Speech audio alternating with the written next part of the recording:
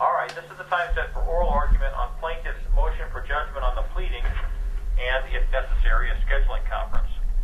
So I'm going to go ahead and let Mr. Hogarth start, and then I'll turn it over to you, Mr. Bailey, and then I'll let Mr. Hogarth finish. So, counsel, are you ready to proceed? Yes, Your Honor. Okay, Mr. Bailey, are you ready to proceed, sir? Yes, I am, Your Honor. Okay. All right, I've had a chance to review the complaint that has been filed in the case. I have also now had an opportunity to review the answer that was filed by Mr. Bailey again in both cases. And so, Mr. Hogarth, I'll let you go ahead and get started. Thank you, Your Honor. I think as a preliminary matter, the court, as the court indicated, has had an opportunity to review the answer filed by defendant. I do think it's appropriate to move to strike certain portions.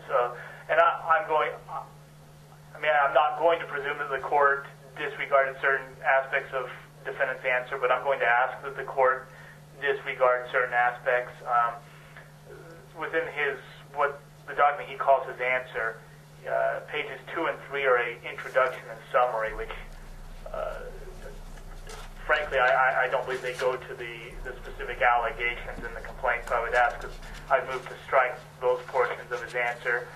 I would also move to strike what he terms as his rebuttal to the allegations in my client's response to the motion to dismiss, which is contained on pages 7 and 8. That has nothing to do with the answer. That's the defendant attempting to re-argue some issues that were in a motion that this court's already addressed. So I would move to strike those portions as well, and then I would also move to strike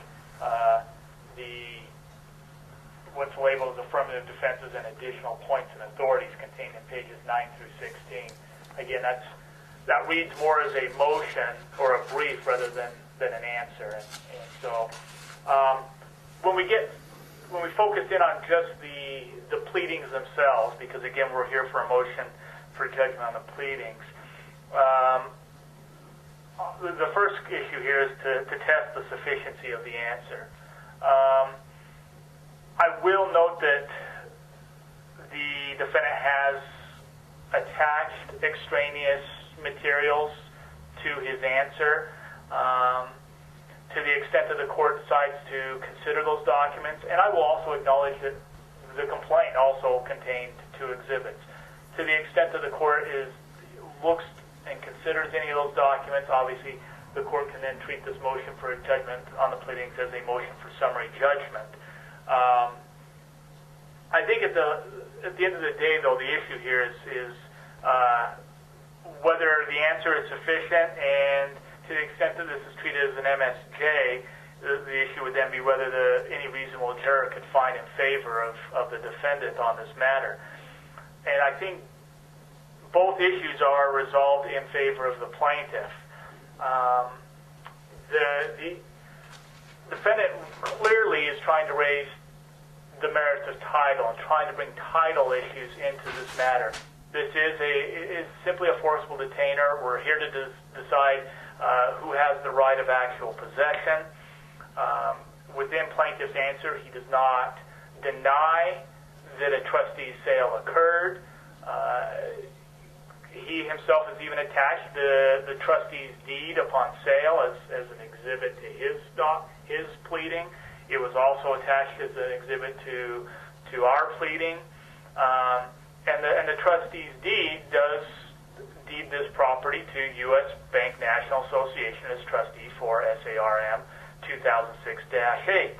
As has been argued in the briefs, ARS Section 33-811B does indicate that the trustee's deed raises the presumption of compliance with the law relating to the trustee's sale.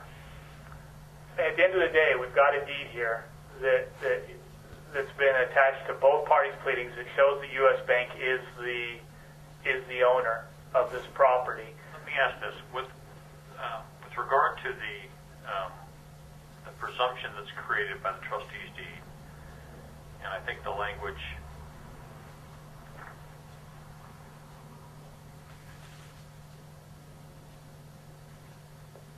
indicates that the trustee's deed, and I'm quoting from the statute or something close to the statute, that the trustee's deed creates the presumption of compliance with the requirements of the trustee, with the requirements of the deed of trust, and then quote, relating to the exercise of the power of sale and the sale of the trust property. So what factual issues do you believe that, what issues are not in dispute if that presumption applies? In other words, what factual issues could there be that would rebut the presumption? You understand my question? Honestly, I believe that the factual disputes that may exist are factual disputes that relate to the title. I think that's really what this goes back to. Is I think defendant is disputing whether U.S. Bank acquired title to the. He seems to be challenging that U.S. Bank has title to this property, and although recognizing that there was a trustee's sale, I look at paragraph. I see paragraph 2 of the complaint, and defendant's response to paragraph 2 is essentially being one of the dispositive issues here.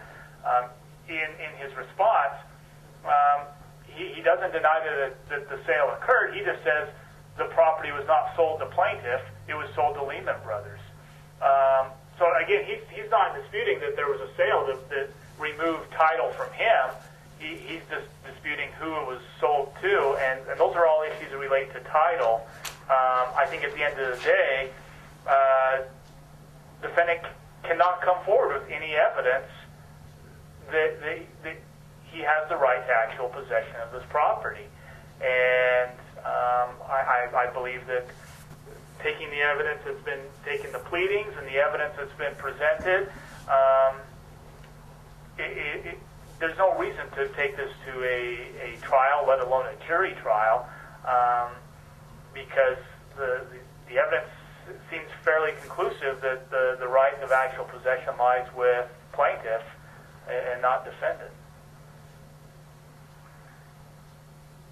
Again, but let me come back to the statutory language and the presumption that the deed of trust creates regarding compliance with the requirements of the deed of trust as it relates to the exercise of the power of sale and the sale of the trust property. The presumption is that those things have been complied with. And so my question then is, if has the defendant rebutted that presumption?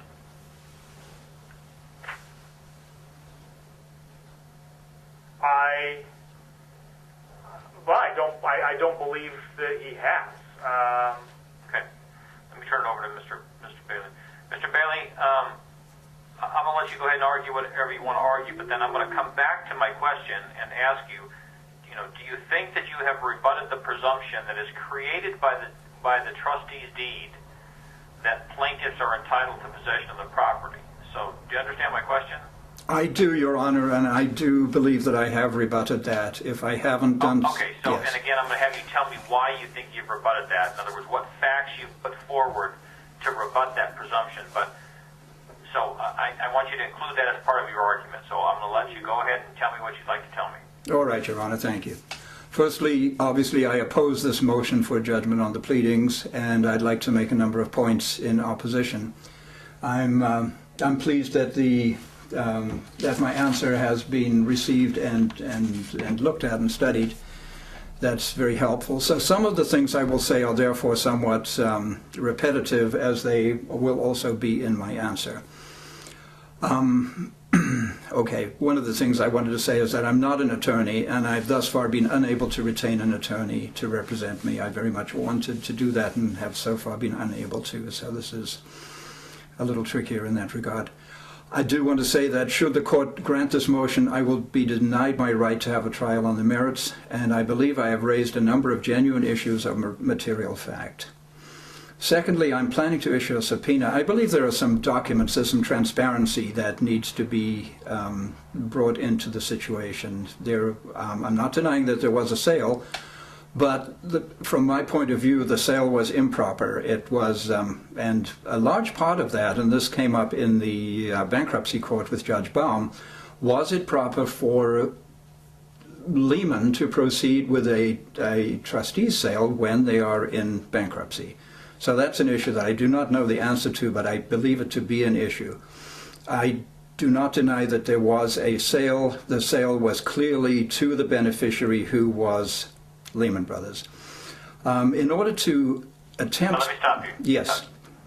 You don't deny that there was a trustee sale, is that correct? There appears to have been a sale. I actually had 2 witnesses at the sale, so we have a recording of the sale, so it would appear that there was a sale.